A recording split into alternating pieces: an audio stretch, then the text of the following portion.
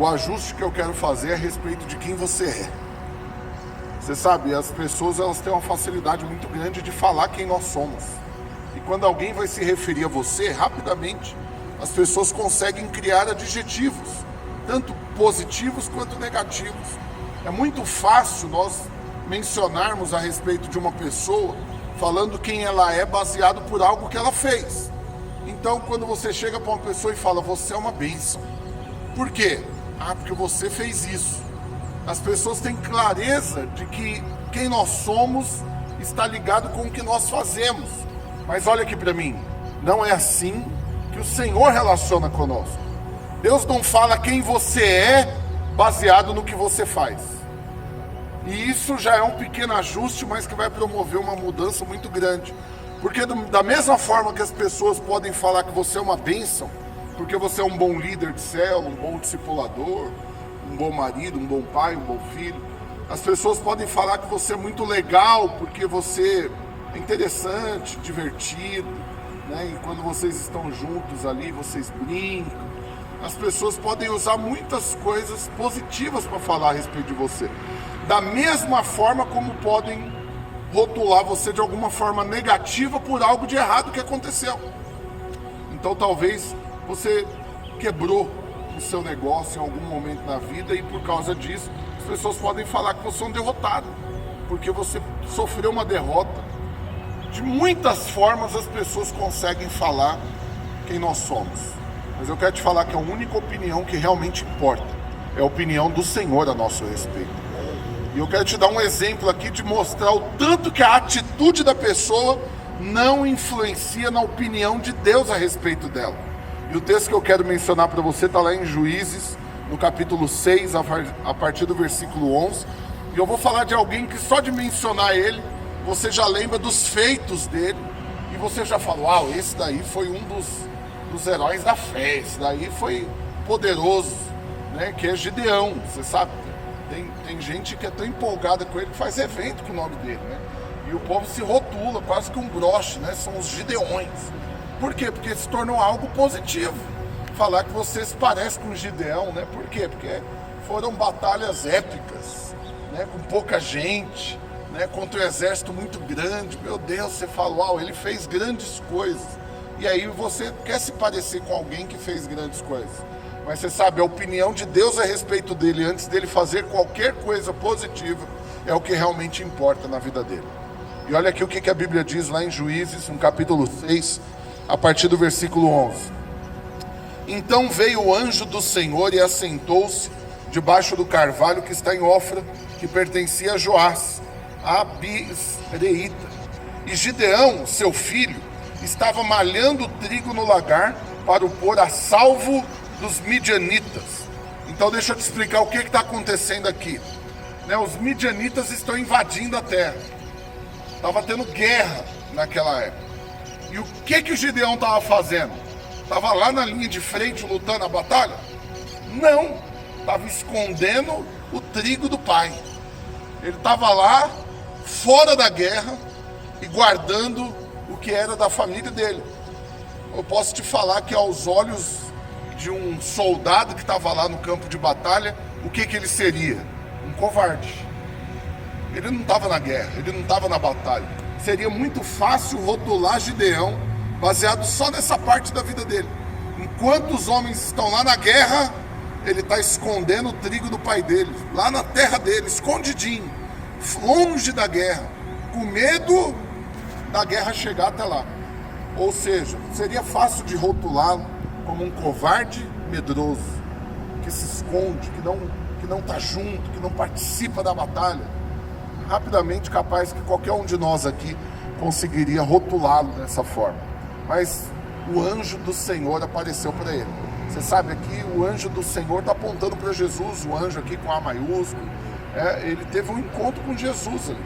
E o próprio Cristo apareceu para ele, antes, né, claro, da crucificação, de tudo isso, né, uma teofania, uma manifestação do Senhor Jesus no Velho Testamento. Mas aí, então, no versículo 12, olha o que acontece. Então o anjo do Senhor lhe apareceu e lhe disse. E aí agora você vai ouvir a opinião do Senhor a respeito de Gideão.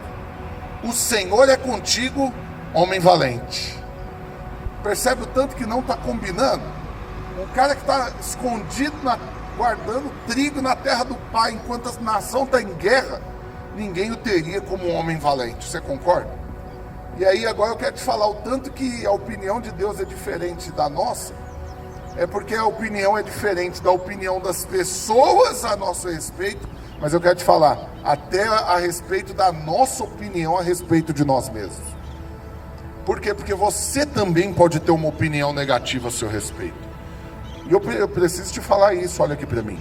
É porque as pessoas nem sabem tudo a seu respeito. E elas criam identidades para você baseada nas poucas informações que elas têm.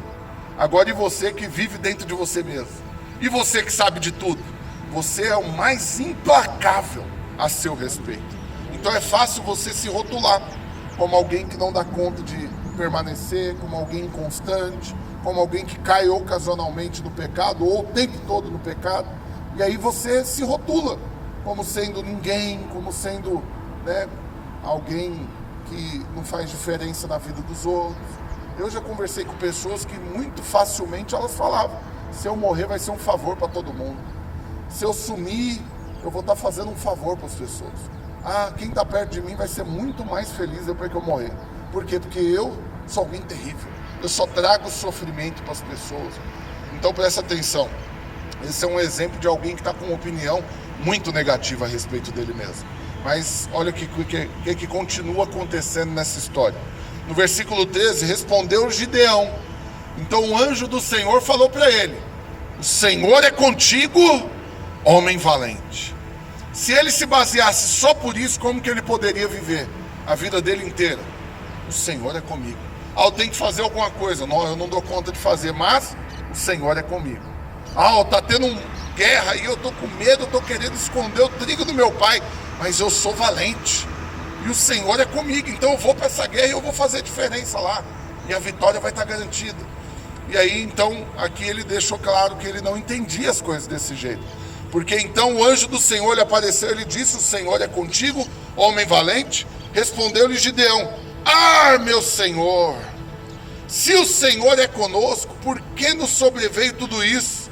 E o que é feito de todas as maravilhas que os nossos pais nos contaram, dizendo: não nos fez o Senhor subir do Egito, porém agora o Senhor nos desamparou e nos entregou nas mãos dos midianitas. Então presta atenção, porque aqui ele piorou ainda um pouquinho mais a coisa.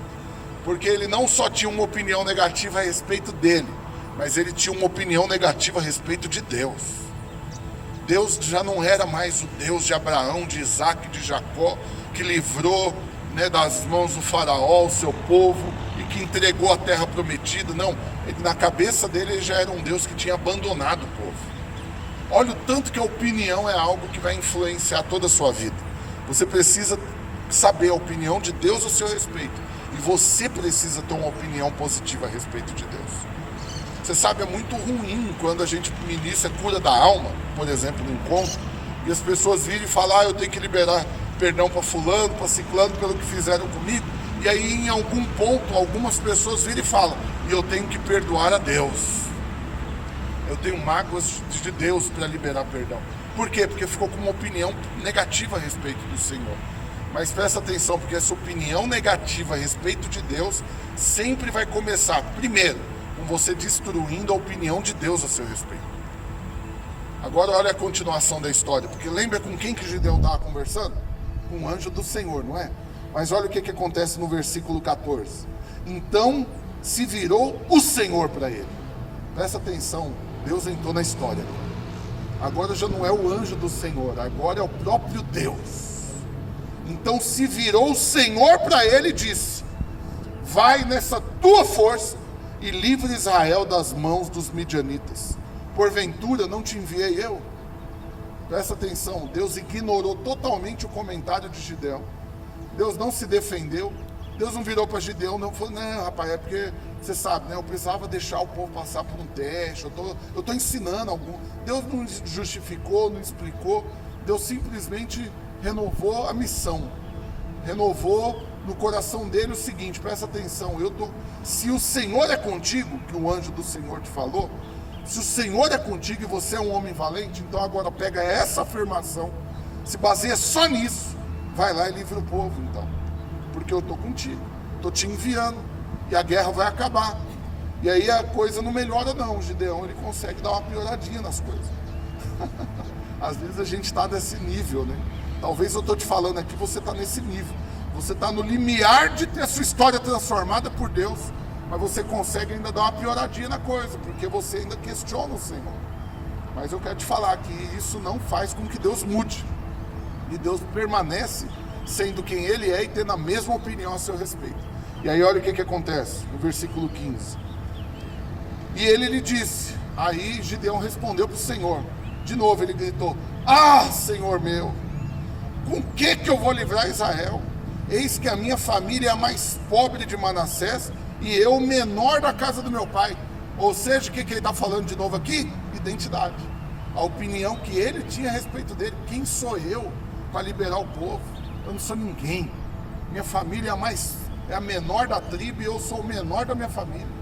Ou seja, eu não tenho realidade disso. Você sabe, as pessoas elas são muito rápidas para questionar a sua realidade a respeito de algo. Será que você pode estar falando isso que você está me falando? A pessoa avalia o seu currículo, o seu know-how. Por quê? Porque na cabeça de muitos, infelizmente, você só pode falar de algo que você viveu. Se você não viveu, você não pode falar. Mas presta atenção, porque a fé não é isso. A fé não é eu pregar só aquilo que eu já experimentei e desfrutei. Por quê? Porque eu nunca tive câncer.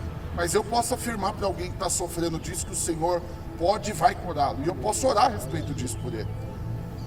Mas as pessoas elas insistem em avaliar primeiro o seu currículo, a sua história, para saber se você é alguém que pode ou não falar daquela área para ela. Por quê? Porque questionam a sua identidade. Agora olha aqui o que acontece. No versículo 16. Tornou-lhe o Senhor: já que eu estou contigo, ferirás os midianitas como se fossem um só homem. Presta atenção, querido, amado, precioso Gideãozinho. Você está aí questionando quem é você, como que você vai vencer guerra. Você não tem realidade, você não tem know-how, você não tem bagagem, você não tem armas, você não tem ferramentas. Quem é você?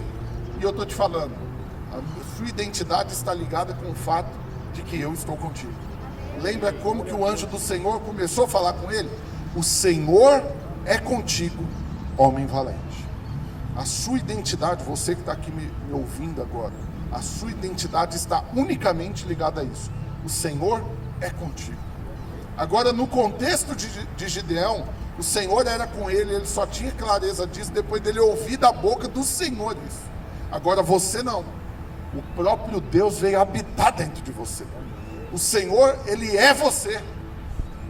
A sua identidade misturou com a dele. E agora você virou habitação. Você relaciona com Deus residente. Um Deus que habita dentro de você. Então quando você vai orar por alguém, quando você vai aconselhar alguém, quando você vai fechar um negócio, quando você vai conversar com uma pessoa, quando você vai fazer qualquer coisa, você não está indo lá sozinho. O próprio Deus está com você. Mas Ele não está porque Ele está te acompanhando. Ele está porque a sua identidade tem a ver com o fato de que Ele mora dentro de você. E aí o Senhor te fala hoje: já que eu sou contigo, já que eu habito dentro de você, e aí? Qual que vai ser a aventura do dia? O que nós temos para resolver hoje? Qual que é o exército que está vindo contra você? Quem é que está te perseguindo?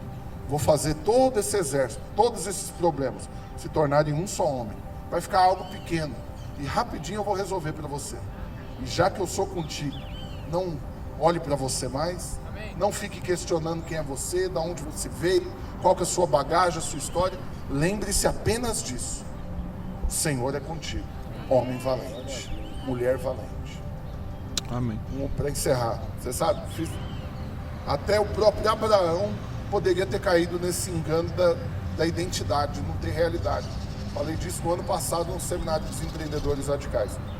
Você sabe, depois que ele recebeu a promessa de ser pai de multidões e de ter um filho que daria início a essas gerações que viriam depois dele, o que aconteceu com ele? Ele teve o nome mudado de Abrão para Abraão, que significa pai de multidões. Presta atenção, porque a identidade dele mudou, literalmente. O nome mudou baseado na promessa de Deus. Mas num primeiro momento, o que aconteceu com ele? Nada. Quem olhava não via mudança nenhuma. Por quê? Porque ele continuava não tendo filho. E aí a Bíblia diz que ele desce 2 vezes, né? Tanto do Egito quanto lá com Abimeleque. Mas principalmente com Abimeleque, o que aconteceu? Pegou Sara, e você sabe da história, Abimeleque e as suas esposas ficaram estéreis. E aí o Senhor falou para Abimeleque que ele tinha que pedir para quem orar por ele, para ser curado? Abraão. E aí olha que loucura, Abraão tem que orar contra a esterilidade, tendo 90 e tantos anos e não tendo filho. Mas como que ele chegou na cidade? É importante você lembrar e contextualizar as coisas. Quando ele chegou lá e perguntaram, quem é você? Antes de tudo acontecer, o que ele falou? Eu sou alguém por aí só. Não, ele reforçou a identidade baseada na promessa. Eu sou pai de multidões. Meu nome é Abraão, pai de multidões. Imagina que eles logo ficavam, pai, cadê, né? Cadê seus meninos? Porque um pai de multidões, ele deve andar acompanhado de todos os seus filhos, seus bens, e ele andava com os bens, então as pessoas poderiam ter questionado, cadê o cumprimento das promessas? Mas isso não impediu com que depois ele orasse e todos aqueles que eram estéreis serem curados. E eles puderam ter filhos. Mas o que aconteceu com ele depois? Também teve o filho dele. Às vezes a gente não entende o tempo de Deus. E a gente quer primeiro ter a realidade de algo para depois a gente poder ensinar sobre aquilo, para depois a gente poder orar sobre aquilo. Mas o Senhor está te falando hoje, quem é você? O Senhor é contigo. Homem valente, mulher valente. Tem promessas do Senhor a seu respeito. Você não precisa esperar elas se cumprirem para você já ter clareza que isso faz parte da sua identidade. Amém? Gostaria de orar por você, para depois nós cantarmos uma canção. Mas se hoje você chegou aqui nessa manhã com a sua identidade fragilizada, sem saber quem é você, e em dúvida se realmente você é uma bênção, se realmente você é um bom pai, um bom filho, um bom marido, uma boa esposa, um bom irmão, um bom empresário, um bom funcionário, um bom líder de célula, em dúvida se realmente você está na posição certa, fazendo a coisa certa, eu quero te falar, o Senhor é contigo. Isso te basta, só isso. Quando Moisés questionou, como que eu vou libertar o povo do Egito, como que eu vou fazer tudo isso? Quando o Senhor o chamou para isso, o que o Senhor respondeu para ele? Você quer saber quem é você e como que você vai fazer tudo isso? Você fala que o eu sou é contigo. Pronto, o Senhor é contigo, homem valente. Essa é a opinião de Deus a seu respeito hoje, amém?